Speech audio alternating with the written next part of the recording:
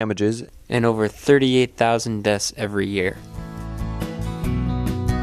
To watch all of the prize-winning documentaries in this year's Student Cam competition, visit studentcam.org.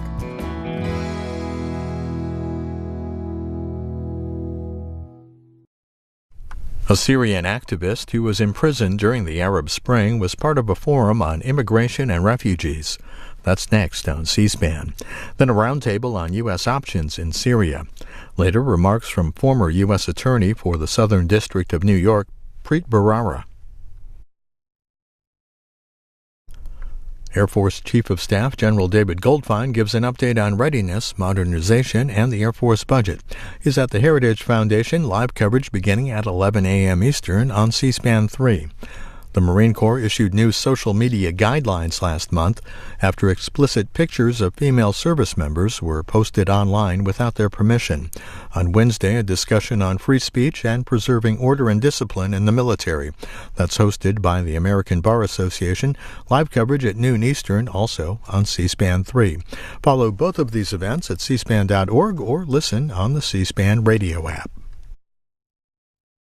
Now a look at immigration and refugee policy in the U.S. Speakers include a former CIA analyst, a Syrian activist who was imprisoned during the Arab Spring, and a Muslim advisor to the Trump presidential campaign. The panel was part of a series of public policy conversations at the New York Public Library. Good afternoon, everybody. Hi. Welcome to the Celos Bartos room here at the New York Public Library. My name is Simon Longstaff and I'm the Executive Director of the Ethics Centre, who along with the Carnegie Council on Ethics in International Affairs and the BARD Globalisation and International Affairs program, welcome you this afternoon for this session.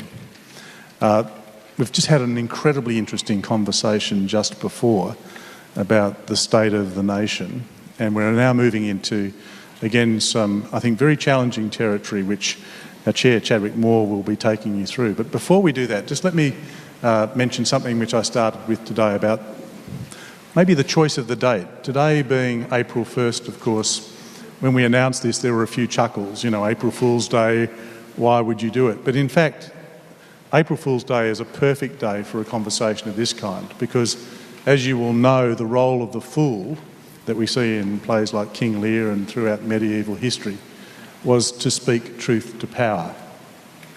And it's not just about speaking truth to the powerful, but to the power that can reside in conventional ideas and assumptions, all of which we want to challenge today in an open and respectful way. Now, I'm going to introduce the panel in a second, but I'm going to explain to you one thing about our process, because you'll notice here that there are 2 empty chairs. And these chairs belong to you in the audience, at least temporarily belong to you, because this process actually invites you to join the table at some point if you want to ask a question or make a comment, but not in a permanent seat which they hold, but at a point when our chair invites you, you might want to come up and join the conversation. And it's a chance in a very democratic way to be part of what's being discussed in this particular session. All I'd ask of you is that you be mindful of the fact that there are other people who would also like that chance. So when you've had your say, asked your question, don't hang around, and it's easy to do so. You can get drawn in, but if you could just go, or if you don't, someone will tap you on the shoulder and you should give way to allow someone else in the audience the same opportunity. Now, I'm not going to go through a whole lot of biographies. You know a bit about them from the program. You can read more about them. But I'd like to introduce and then have you welcome the panel as a whole when I mention them all. So I'm just going to move around in the order in which they're sitting. Jamil Dakwar, son of Mustafa, Chadwick Moore, who will be chairing the session, Yael Eisenstat, and Sultan. I had to have somebody from Australia, of course, with a name like Oz. He was a natural winner. Would you please join with me in welcoming them for this session, The Problem of Strangers.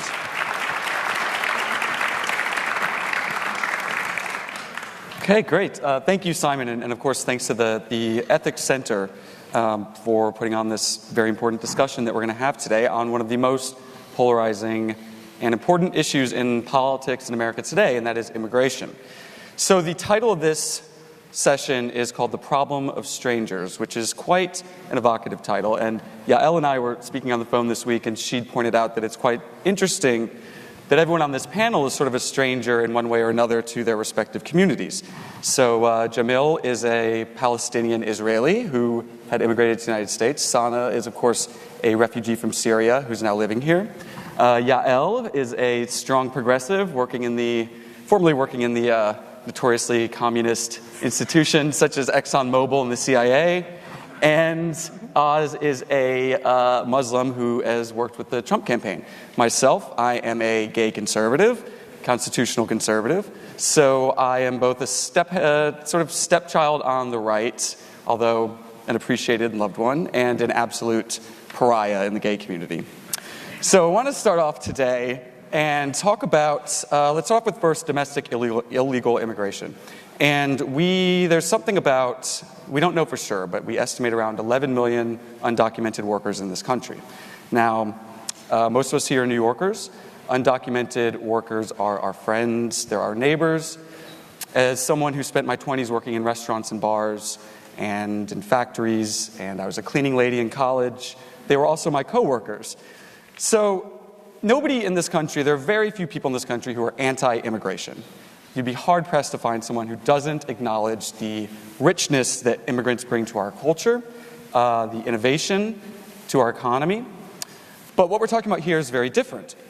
And the things we'd like to address with illegal immigration, and we're talking from the southern border, mostly Mexico and Latin America, is how this affects our workers, how this affects wages, how this affects the labor market. Who is the most negatively affected by this, and who benefits from this?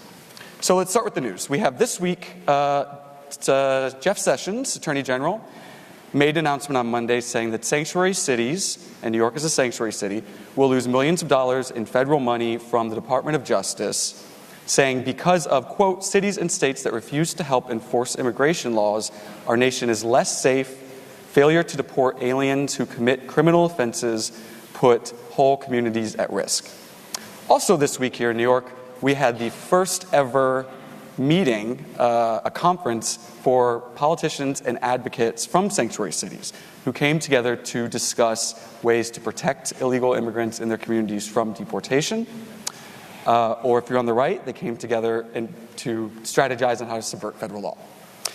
Now, a speaker at that conference said that enforcing immigration laws in the way that the DOJ is hoping to is tantamount to ethnic cleansing. So let's start there. Is this racist?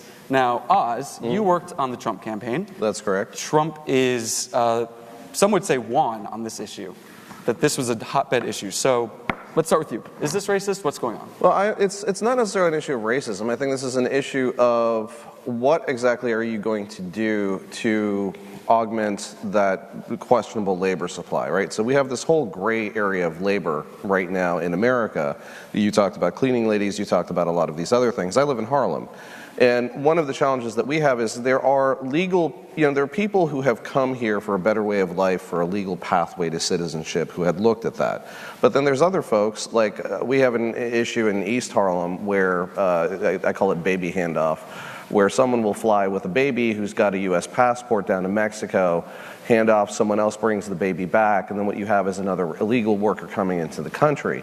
Now, these folks are just looking for a cash uplift, right? So there has to be some sort of balance in between the two. Secondarily, in terms of the sanctuary cities problem, we've got a percentage of illegal immigrants that are tied to, gangs like MS-13 or 13, that have committed heinous acts against American citizens, rape of children, murder of teenagers, domestic assaults, violent crime, robbery. So there has to be some sort of check and balance process to this. And I think the way that the Trump administration is looking to engage this is, a little bit kind of the way that they have started to engage at first, which is a little wonky, a little cumbersome, but I think the policy will find its way through. And crime is what Sessions mentioned, and this is something that keeps coming up with this issue. Who would like to respond to that? Well, I'm happy to. Well, first of all, I think the issue is really about what this country is about. I mean, I think the framing, as you started with, there's no one against immigration. It's not about rejecting immigration as a concept. But the question is, the question is whether this country is truthful to its founding, to the way that this country started. And over the years, I think the United States has never been perfect in welcoming immigrants and refugees. We've had darkest time where, ships been turned around, not accepting people during World War II, for example, Jewish refugees. I think people in the crowd know those stories. The Chinese Exclusion Act in the turn of the 20th century. There's a hard, dark days, but overall, this was a country that was built on immigrants and migration, and was open to people who were facing persecution, they were looking for safe haven, and also for opportunities. Now, I think the way that it's being addressed, particularly during the political campaign, and I'm not, siding with one side or another, I really think that I was, as an observer, particularly as someone who has not voted yet, because I'm still a green card holder, hopefully I will be a citizen in the coming year. Hopefully nothing changes with regard to what I say that will impact my eligibility to become a citizen. But what is interesting is that it was more about fear-mongering. It is about driven by those people who are coming to take our jobs, or those people who are refugees who are, and if you look at the facts, and I think really that is the challenge today, is to stick to the facts. The facts are, and now as we're told by even the national security experts, is that banning people from those 7 or 6 countries now have no basis with regard to making this country more secure. In terms of jobs, in terms of safety, if you go to El Paso, I was in El Paso, Texas twice. First time in 2006, a few years after I immigrated to this country, and I was doing human rights work there. El Paso, Texas, which is right on the US-Mexico border, is the safest community in this country. And it's right on the border. And if you are thinking that by making the border more enforcement around the border, more militarized, picking up people from the courthouse, like the the victim of domestic violence, who was picked up, who was an immigrant, who was picked up from a courthouse in El Paso and by ICE agents and taken to custody. If you think that it will make things better, I think it will be wrong. I think we have to really be clear about how to approach this issue without making people more polarized. And I think this approach of saying ICE agents will go and turn 12 million people, undocumented people, into eligible to deportation, I think it's just going to make this country much worse off, because it's not just about the labor force or the money. It's about how people feel in this country, how they relate to each other. And I think on that fundamental basis, as you started, we all know the people. They are their neighbors, our friends, our community. They are all part of this nation. And particularly look at the DACA, the dreamers. But how can you think about taking out people who were born here or were brought here when they were very young and say now, we're going to deport all of them? But the crime issue, the crime thing is interesting, because this is something that the right toes out every time. We just had in Maryland, there was a case of a 18-year-old illegal immigrant raping a young girl. And I always sort of look at this as it's the same way that pro-abortion advocates bring out rape and incest. It's sort of the small exception to validate the larger rule, where there's going to be criminals in any population. We do know the vast majority of people who come here illegally are peaceful workers, but I think that the argument on the right would be more effective if they have focused on economy and the jobs, and I wonder why they don't. Does anyone have any ideas on that? Well, I'm going to pick up on two of the points you made. I realize that my perspective is a bit more of an international one, having worked mostly overseas and mostly on national security issues. But two of the main points there that I really appreciate is this idea, first and foremost, of what is behind some of the rhetoric that we're hearing, why, especially with the ban from these particular countries. Again, as a progressive, I will self-identify as one of the liberals on this panel. But there's my ideology, and my ideology is what this country was founded on, the idea that we should be accepting. I mean, we were founded as a country of refugees and immigrants, and that's where my ideology is.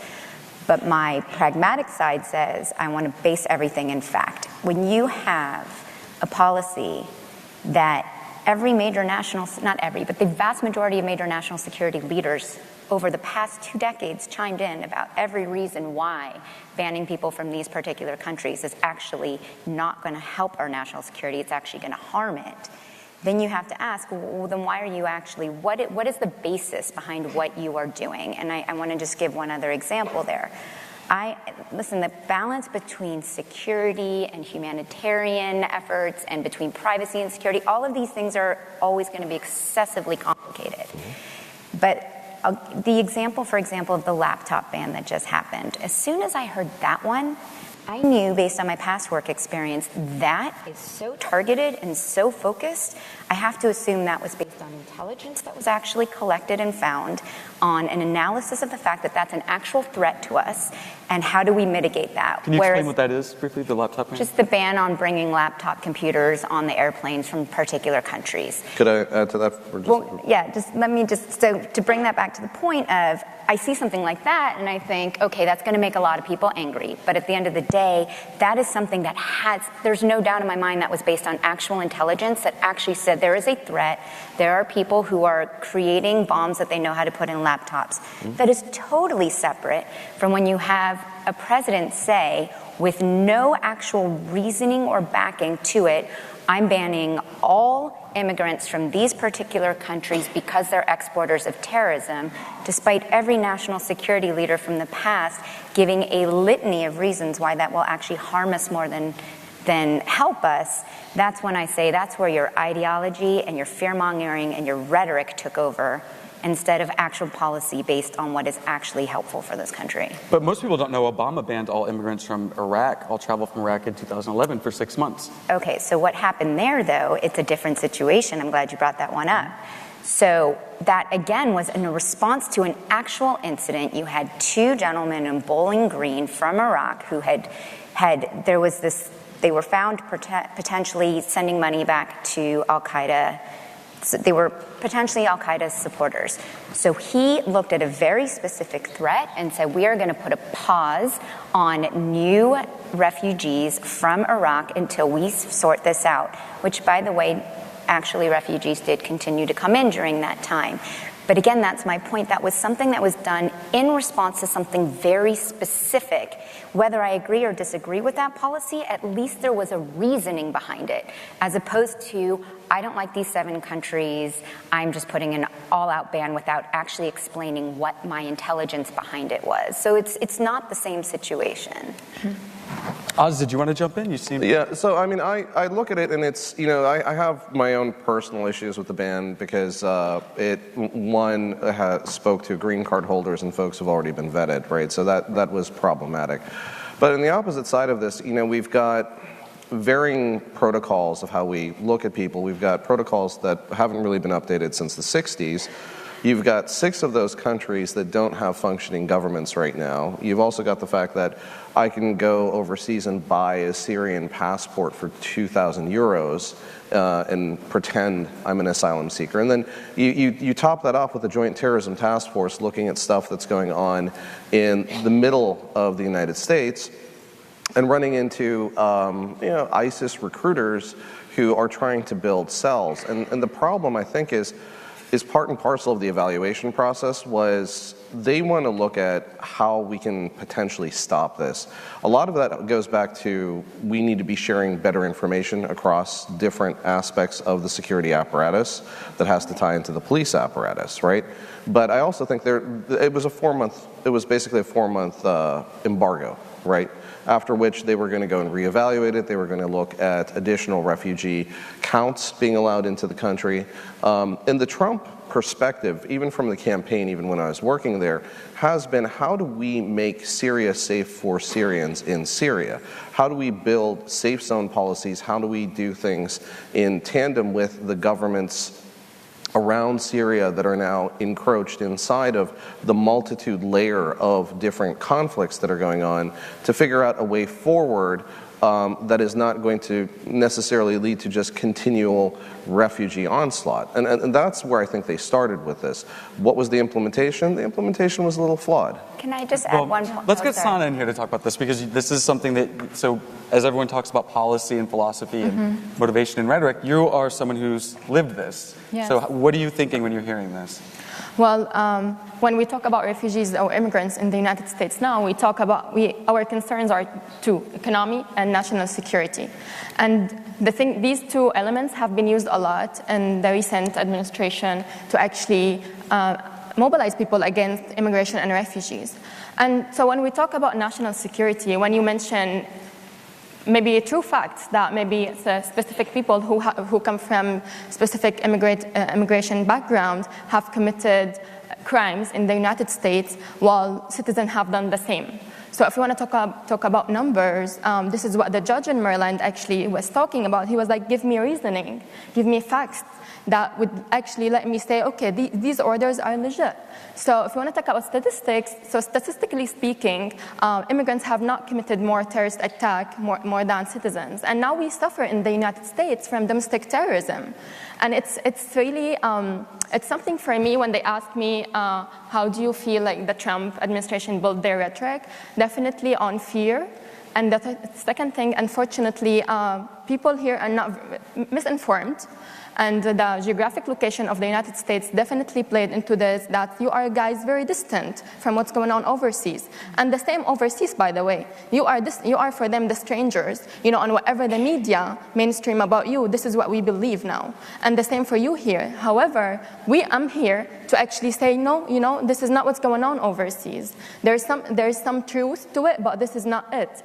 When we talk about, well, how can we, these specific 7 countries, and when we label it Muslim bans, not even refugee bans, Muslim bans, there's a problem with labeling it Muslim ban, and it's a discriminatory orders. The other point of it, when you say we are not, these people have no functioning governments. So let's say if Syria have a functioning government, and this is a debate that we can argue in, but if the U.S. to let me come here would have asked my own government if I'm secure to be in the U.S., what my own government would have said?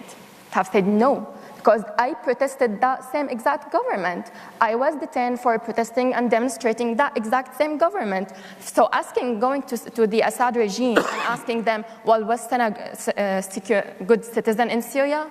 Well, that's how we're going to vet us. We are fleeing. We are fleeing different reasons, but we are fleeing those exact governments. So this is not a good ideology or a good methodology to actually think of vetting refugees. And I'm not sure if yourself, I mean, you're an immigrant.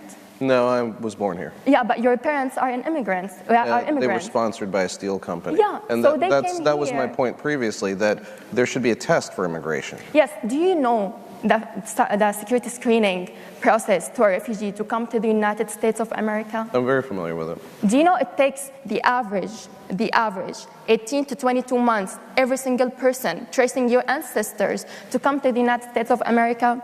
Do you know that my 16-year-old sister in Turkey, who have been trying to come to the United States to be with me and my mom, has been actually interviewed several times on the resettlement process for 9 hours? 15 and 16 years old, 9 hours every single time. What are you trying to find? I don't know. But anyway, after 3 years and a half of being under the security screening, the extreme vetting process, I know if the administration itself knows how already the process is extreme, and unfortunately, you have not experienced this, but we are vetted a lot. And at the end of the day, just 2 weeks ago, my family, after going through extreme vetting for 3 years and a half, a single mom and my sister were rejected and denied to come to the United States, regardless that their case is built on the same persecution claims. I built my case here and I was vetted and given asylum to stay in the United States.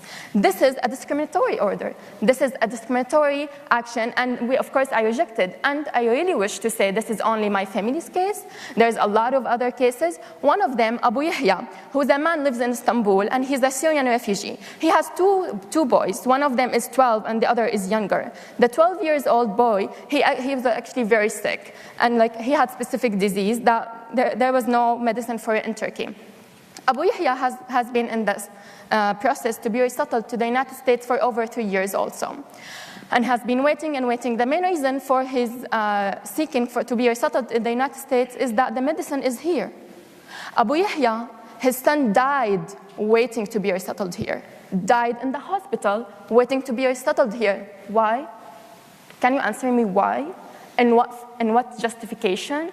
You explained yesterday that actually maybe the Trump administration, it's a political decision. It's something he campaigned for, he had to do it. And he knew he's going to be stopped eventually, but he had to do it. But this is political reasoning behind it does not justify what's happening. The U.S. should be and that's what was the U.S. wanted after the end of the Cold War, to be the leaders of the world, to be the role models on democracy and human rights. This is exactly against everything you claim you are about Americans. This is against it. And if we want to talk one last point about the American war and terrorism, well, this is exactly such orders exactly provokes people, extremist groups such as ISIS and others, to actually recruit people. Imagine someone who actually in Syria and have been waiting for 5 years and living under horrible circumstances, because Syria is the most dangerous place on earth now. I have been waiting to come here, and then just easily an order comes out and say, no, you're not coming.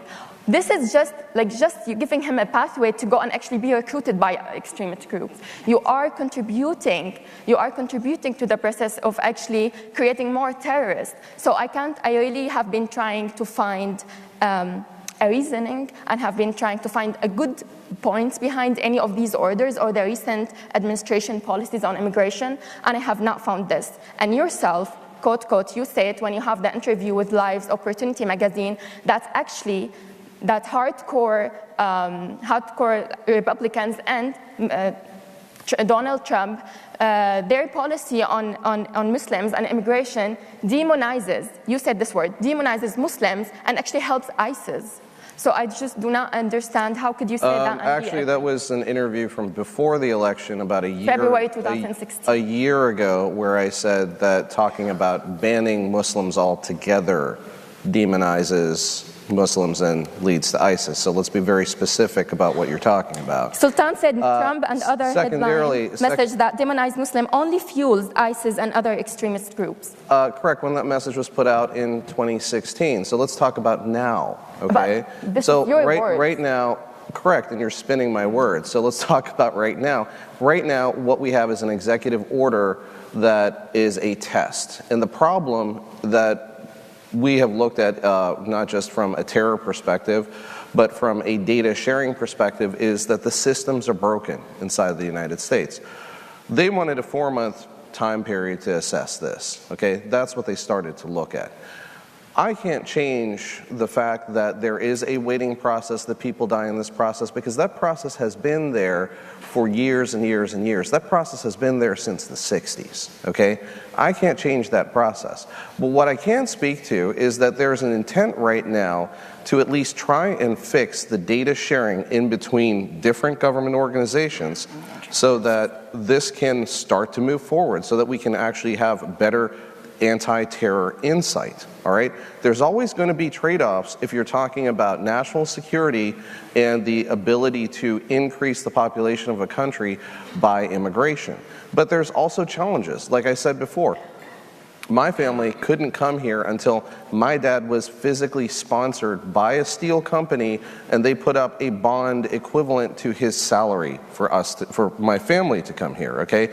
Then my father had to send for a wife visa to bring his wife, my mother, over, all right? We went through that process. That process is the same for every immigrant that has come here from our part of the world. What's going on right now is challenging, all right? But the problem I see is just continuing to say, we're going to demonize this and we're going to protest this and not try and figure out how we can engage to make this better. Can I bring in 2 points on that, though? Yep. Because I have seen zero engagement from this administration. I've just seen a crackdown. But as someone who actually, I was embedded on the Joint Terrorism Task Force here in New York, so I actually have firsthand experience in what this all means. And yes, you are right, the data sharing is not perfect, but it has improved every year since September 11th. Every year it has gotten become better and better. And so the idea that we can just shut down immigration from certain, or refugees or immigrants from certain regions because we are broken is absolutely a falsehood. It is, our system is never going to be perfect, but it is not like it just stopped and never continued to improve. But another argument I would make is it's interesting to hear this idea we're going to shut down immigration from these countries because it makes our borders safer to do so, but at the same time we're going to, but at the same, I didn't say you did, but they do. But at the same time we're going to cut USAID and State Department funding, the very agencies whose responsibility it is to try to make these countries from which refugees are coming both safer and more stable, and everything, and the same agencies who are supposed to support refugee camps in other countries, in Turkey, in borders. We're going to cut that funding. We're going to do less to help secure countries overseas while also not allowing people to come here. There's a real cognitive dissonance there. If the argument is we're making this pause because we need, for national security reasons, there was a letter from how many 3- and 4-star generals signed on to the letter saying cutting USAID funding is absolutely antithetical to protecting our national security. So I can't buy one argument while at the same time we're doing this other thing that is hurting us globally as well. I'm not saying policy is perfect, okay? And I'm not saying that at all. And the USA decision is a decision that the administration made. But this is also an administration that's looking at everything and saying, listen, we have too much government. They came in with a promise of cutting government, okay? And that's exactly what they're doing.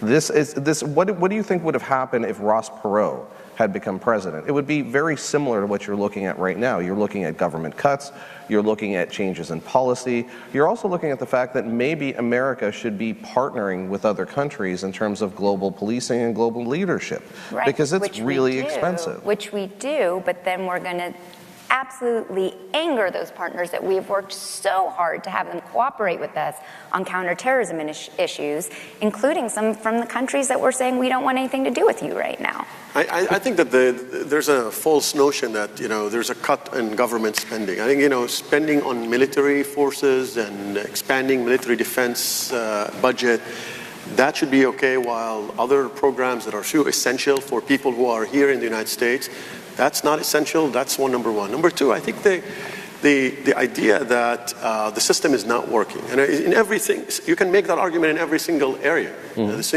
system is not working, but you have to really back it up in facts and in good analysis and a sound analysis, and we did not see that coming, particularly in the area of so-called extreme vetting, because there's been extreme vetting already.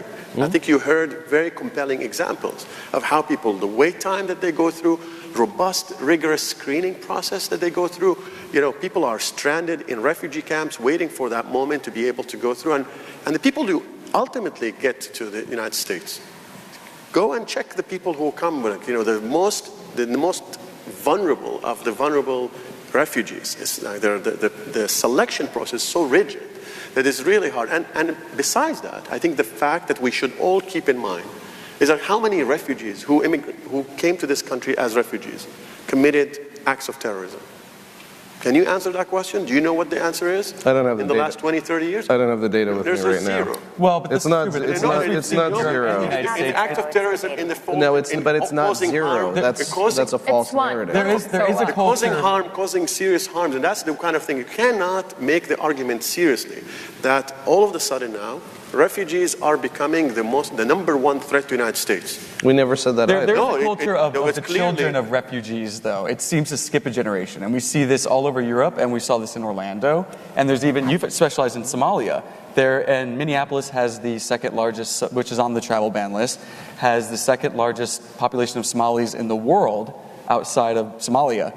And there's something been like 50 young men who are children of refugees who've been, maybe I'm getting the number wrong, who've been identified as security threats. So the issue with that is, to me, that's less about letting refugees in this country, and it's more about what do we do once communities are here. Right.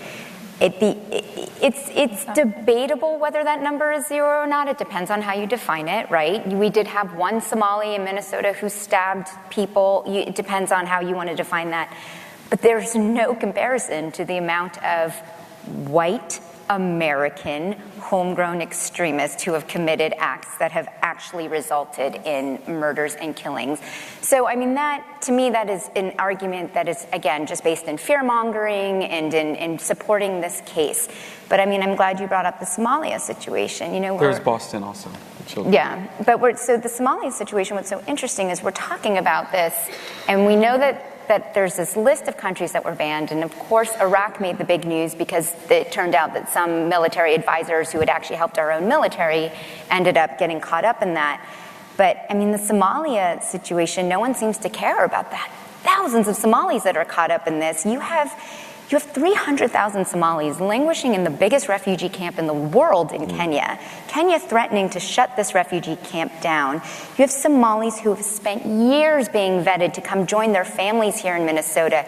Yes, we have had some children of refugees who have been radicalized, and we can discuss ad nauseum what we have possibly not done so great in integrating some of these communities. But to just this Somali community has been cut off. They also can't go back to Somalia to help build because they know they might never be able to come back to the United States afterwards. But they remain really the minority, the very, very tiny, marginal, small number of immigrants, of sons of immigrant refugees who came to the country. You have to put it in perspective, and that's why when President Trump during the campaign brought all the people who were victims of crime, heinous crime, some of them people who were murdered by immigrants who were committed crimes. That's true, and that's a grave suffering for the families and that is an issue that should be addressed. But to single out to say these are the same people, so we have to protect our nation and those families from everybody who's out there, sends the message that is demonizing, that is scapegoating immigrants, and turning the people who are watching, who not necessarily are experts on the facts, into, well, I should really care about that. I should be really fearful about the other person who's coming who is immigrant or refugee or whatever. And that, I think, what is making things worse in this country. I think President Trump is turning this country, people against each other. And I think that in of itself has I think people were against each other at the turn of the election. I don't think President Trump had too much to do with that. Well, I think that if you take the first actions in office, all the executive orders that he placed, whether it's on immigration enforcement, whether it's on the travel ban, the Muslim and refugee ban, whether it's in the other areas that clearly they are not supported by the facts. They're supported by political fear-mongering.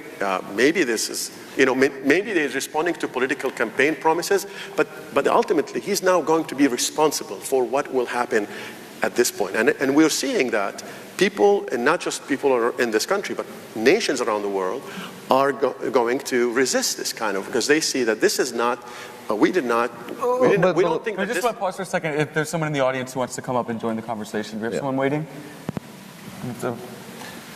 I just wanted to add that first of all, the policy has been not just knocked down in Hawaii, but it's not going to be policy anymore. Okay, so that's tabled. And I will add that is probably the point that they were getting at. There were political promises made, and these political promises are now settled.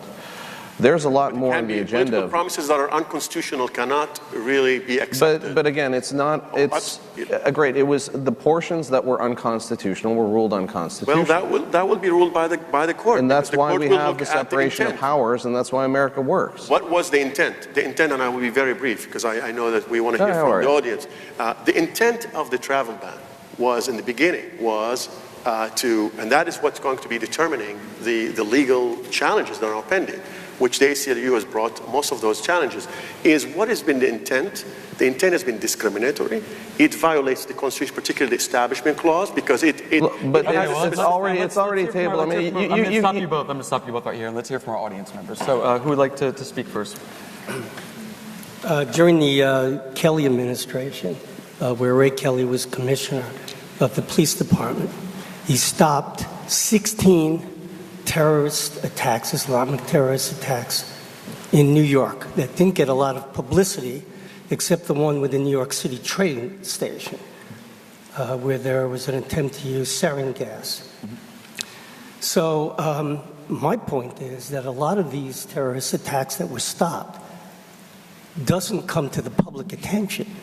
And there are also 400 active cases that the FBI is pursuing around the United States of terrorist attacks that don't get the attention. It's only when something happens that this comes to it. So your point was that when you get into the specifics, you would agree that, not bringing a laptop because there was specific intelligence. But the thing is, you don't hear about the other specifics. And I'm trying to present that. Also, I wanted your opinion about Kate's Law, a guy that had come into the United States illegally, time and time again, committed felonies time and time again, was let go in a sanctuary city until he killed somebody. Your response. Yeah, so I'm just going to address the first point. The second point, I agree with you. That one is just awful. The first point, you're right. As someone who worked in these agencies my whole life, never was able to talk about the successes. You only know about the failures, of course. But the point is they were successes. That is why we have our law enforcement and our intelligence community. They're doing the job they're supposed to do. But also by making the entire immigration population feel that they can't actually cooperate with the police or the FBI anymore because they are too scared to do so, is going to harm our ability to stop these exact attacks that you're talking about. Again, I know that this is excessively complicated. Although, obviously, I identify as a liberal, I recognize that we can't just say it's either this or it's that. It's extremely complicated, but to make our entire immigrant community too fearful to actually cooperate with the police or cooperate with the FBI is going to harm our ability to stop these kinds of attacks in the future. So I would just, that would be the one point I'd want to bring up on that. Let's hear from our other audience member, and then we can open it up for a roundtable. Sure. I had two questions. First up, I want to applaud Sana. I was actually there during the Pan-Arab Spring in Egypt and also in Turkey, so I know what you've been through, and it's a massive ordeal. Two questions. One is mostly for Oz. My question to you is, DJ Patil, who is the chief data scientist for the country, currently you can argue that, data fragmentation is a huge issue, that, collecting data from all different parts of the country. But if you look at Mossad, you can say that they're smaller, they're more agile, but why don't we throw more money at things like technological resources to actually in the big data realm versus putting more money towards the military budget? So, if I could speak to that, so there's two sides to that. One is, and you've worked with Alphabet Soup, and for those of you who don't know what Alphabet Soup is, this is all of the different organizations that are three-letter organizations across the government. In between these different organizations, there are Chinese walls or firewalls in terms of the data that can be shared. There's also, so if we're to say that the organizations of the government are here, look at it like a layer cake. And there's a second layer, and that's federal policing. And then there's a third layer, and that's state policing. And then there's a bottom layer, and that's local policing. And so the biggest problem that we have right now is outside of things like CopLink, you can't really share data effectively up and down, and you can't share data side to side. Okay, that's the largest problem that we have in America today in terms of the large threat of terrorism and even the large threat of large-scale crime from MS-13 and some of these other groups. To the issue of military spending, this is an Obama problem, and let me explain that. We had 150,000 troops in Afghanistan when Obama started the troop drawdown, okay? So now what do we have? We went from having a base of operations where we could surgically drop, half a battalion here, a battalion there, to smaller groups, 3,000 special forces, SEAL Team 6, another group here, and we are intrinsically intertwined in so many conflicts right now. It's insane. We're up to about 9 global conflicts, 2 of which we have Russia on the opposite side of, troops in Somalia, maybe pulling troops out of South Sudan, troops in Syria, troops in Iraq. We've also got a multitude of additional conflicts coming up, like the South China Seas. What are we going to do with that sort of stuff? So the challenge that you have on the military side of this, and why I'm happy that Kellogg is in place and Mathis has been brought in place, because Mathis is like literally the Marcus Aurelius of our time in terms of military. But we have to look at this in a way of when we have got these very small groups that we have to support across a massive distributed area. And just to put this in a cost perspective, to keep one soldier in the theater on a yearly basis, it's $1 million. To put one, because how much do you think gas costs when you get the gas over there? Okay, gas might be $6 in Europe, but by the time you get a gallon of gas to Afghanistan, it's $150 a gallon. All right, this stuff is all expensive to keep and operate. Having to move Unimogs and switch off of our Humvees in Africa, this stuff is expensive. So the longer term, I think, of this is figuring out how we balance those global conflicts and then pull back in a way where we can allow for democracy to be created by groups in those countries. In terms of the big data science portion of this is going to be a longer term challenge. And I think, I applaud DJ for some of the stuff that he's done, but I really kind of think that until we can get some policies and practices in place to take unclassified data and have that shared with some of the classified data and collaboration across really almost like a V-type collaboration from the alphabet soup agencies down to local up to state federal, we're still going to have these problems. I just want to comment on the, yes, on the issue we'll of like this military power, and I'm not necessarily speaking here as ACLU, because obviously we don't weigh in on whether war is just, fair, or whether it's right or not or wrong. We would, if it's constitutional and if there are human rights associated, we will address them. But I just want to say that one thing that is really concerning now that we're seeing is that rather than looking at ways that are not necessarily engaging militarily all over the world, but looking at soft power and looking at other ways of engaging the world, we see that this administration is signaling no. We're going to pull out of the UN. That's right. I was at the UN Human Rights Council and just last month, and I was in DC for the Inter-American Commission on Human Rights, where the United States had two different approaches. One, they didn't show up before the Inter-American Commission on Human Rights to specifically address the issues of the travel ban, immigration, and so on. And in Geneva, they were saying, well, we are going to revisit our engagement. But I think that kind of approach of confusing approach, not understanding what there's at stake.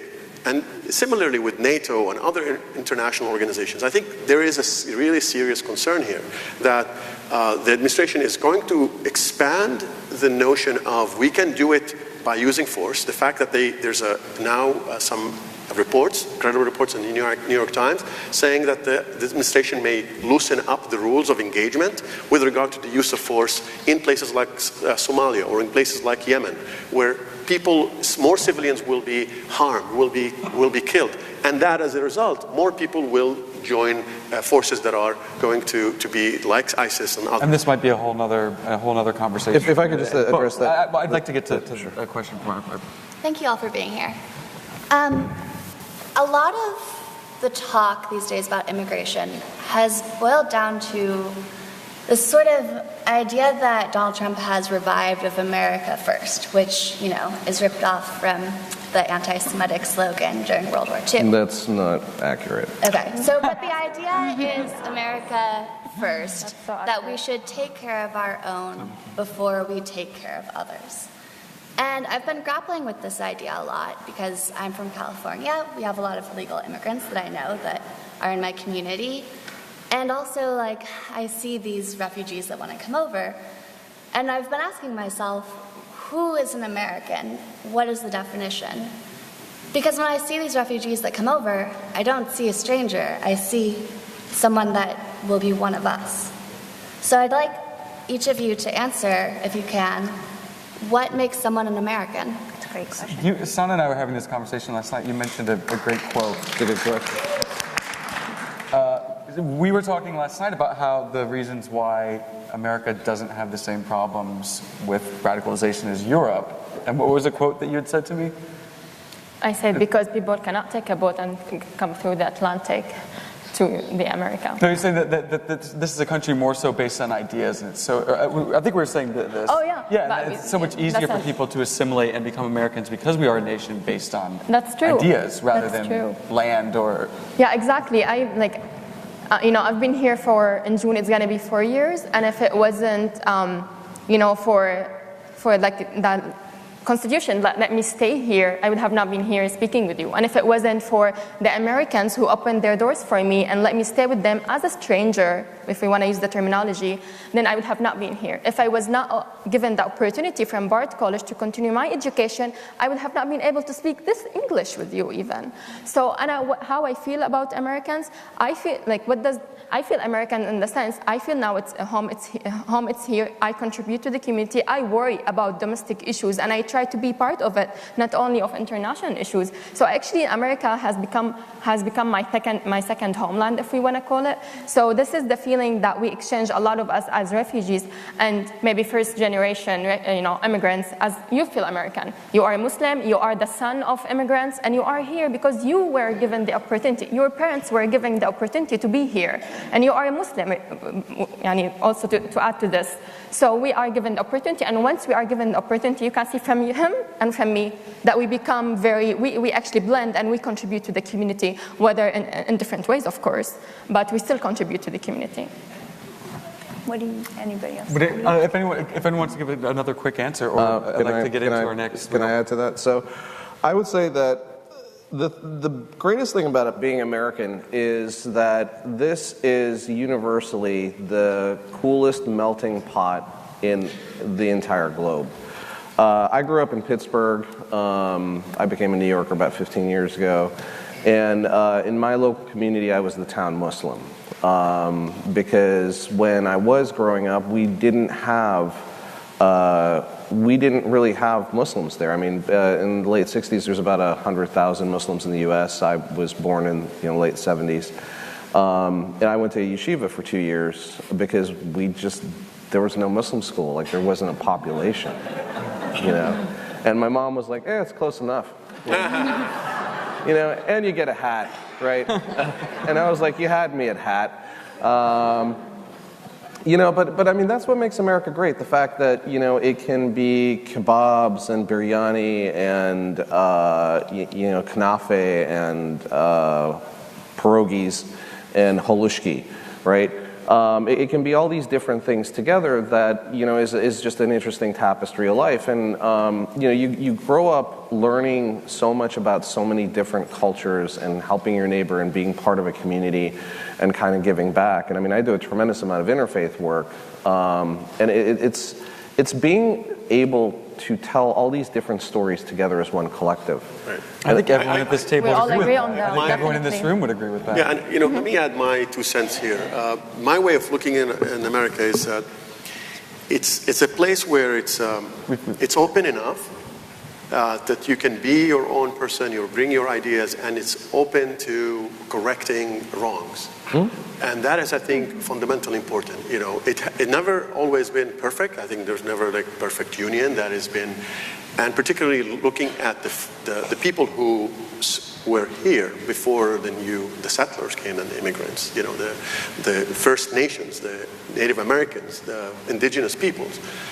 If we look at them and try to see how the United States can be better, I think that will help much, much more making this conversation better. I was in Standing Rock in January when the executive order came down from the White House with regard to DAPL, with the Dakota Access Pipeline.